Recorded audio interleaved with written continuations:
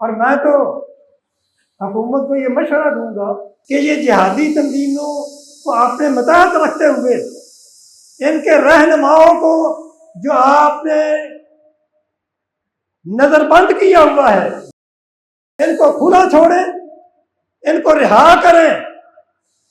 اور پھر دیکھیں کہ مودی کی چیخیں کس طرح نکلتی ہیں۔ آج قوم کو متحد ہونے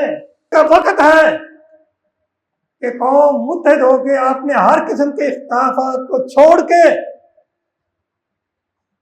وہ یکجان ہو جائے کہ انہم بنیان مرصوص، جس طرح کے سیسا پلائی دیوار ہوتی ہے اور اللہ کے راستے میں اگر مال خرچ کرنے کی ضرورت پڑتی ہے تو مال خرچ کریں، اگر اپنی جانوں کا نذرانہ دینے کی ضرورت پڑتی ہے تو اپنی جانوں کا نذرانہ بھی پیش کریں، اپنے دین کی، اپنے ملک کی حفاظت کے لیے سب کچھ قربان کریں۔ یہ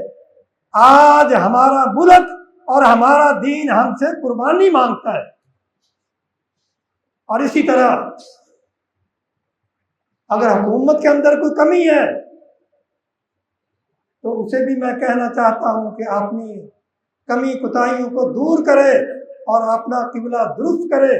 رسول اللہ صلی اللہ علیہ وسلم سے رہنمائی لے کہ جس طرح آپ نے کر کے دکھایا اسی طرح آپ بھی کر کے دکھاؤ۔ اللہ تعالی ہمارا حامی و ناصر ہو، اللہ تعالی ہمیں ہر قسم کے شر سے،